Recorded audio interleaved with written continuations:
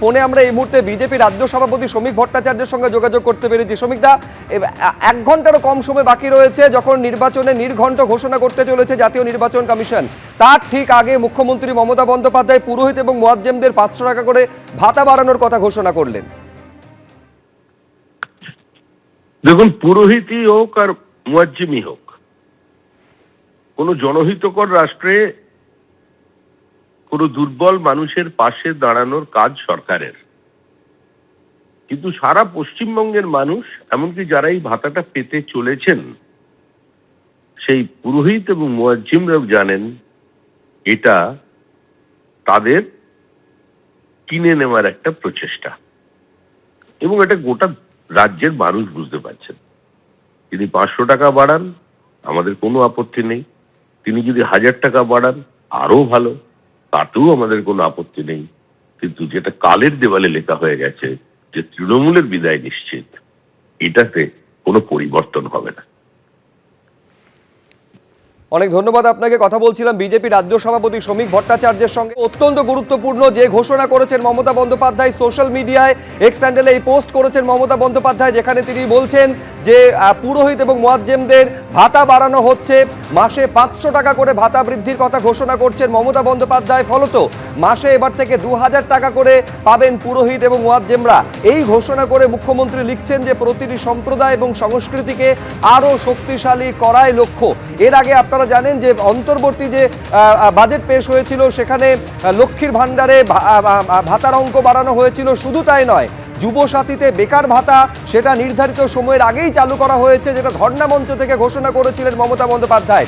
1 ঘন্টারও কম সময়ের ব্যবধানে ভোটে নির্ঘণ্ট ঘোষণা হতে চলেছে, এবং যে মুহূর্তে ভোটে নির্ঘণ্ট ঘোষণা হয়ে যাবে এমসিসি বা মডেল কোড অফ কন্ডাক্ট চালু হয়ে যাবে। ফলত কোনো সরকারি প্রকল্পের আর ঘোষণা করা যাবে না।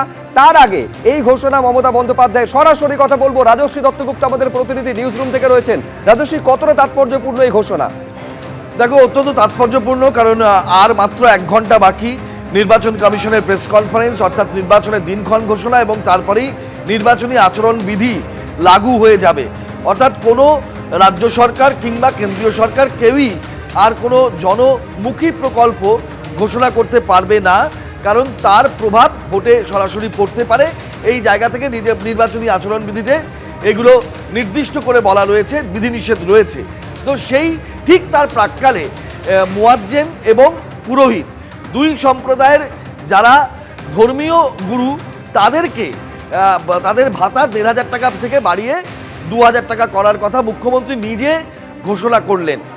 এবং এই 26-এর নির্বাচনে ভাতা কতটা প্রভাব ফেলে সেটা কিন্তু একটা দেখার বিষয়, কারণ এর আগে লক্ষ্মীর ভাণ্ডারের 500 টাকা ভাতা বৃদ্ধি হয়েছে, এবং যুবসাথী নামে বেকার ভাতা নতুন প্রকল্প চালু হয়েছে। শুধু চালু নয়, সেই প্রকল্পের সময়সীমা মুখ্যমন্ত্রী নিজেই এগিয়ে নিয়ে এসেছেন, এবং এই মাস থেকে সেই প্রকল্পের টাকা অ্যাকাউন্টে পড়ে যাওয়া শুরু হয়েছে।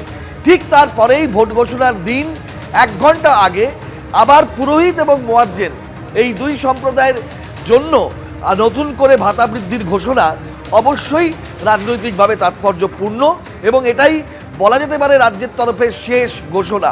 তুমি জানো যে গতকাল প্রধানমন্ত্রী এসেছিলেন এই রাজ্যে, এবং 18,700 কোটি টাকার প্রকল্প তিনি ঘোষণা করেছেন বাংলার জন্য। রেল, রাস্তা, বিভিন্ন পরিকাঠামোগত প্রকল্প, সেগুলো নিয়ে প্রশাসনিক সভায় বলেছেন, রাজনৈতিক সভায় বলেছেন, এবং ঠিক তারপরেই আজকে কিন্তু ভোট ঘোষণা হতে চলেছে। অর্থাৎ মানে প্রধানমন্ত্রী এবং বিজেপির এবং কেন্দ্রীয় সরকারের দিক থেকেও গতকালের এই প্রশাসনিক প্রকল্পগুলোর উদ্বোধন, শিলান্যাস, ঘোষণা সেটাও কিন্তু শেষ ছিল, এবং তারপরে আজকে নির্বাচনী নির্ঘণ্ট প্রকাশিত হবে, নির্বাচনী আচরণবিধি লাগু হবে, এবং তারপরে আর কোনো ঘোষণা, আর কোনো কিছুই করা সম্ভব হবে না। অর্থাৎ কেন্দ্র রাজ্য বিজেপি এবং একবার আমি তোমাকে থামাচ্ছি। এবিপি আনন্দ, এগিয়ে থাকে, এগিয়ে রাখে।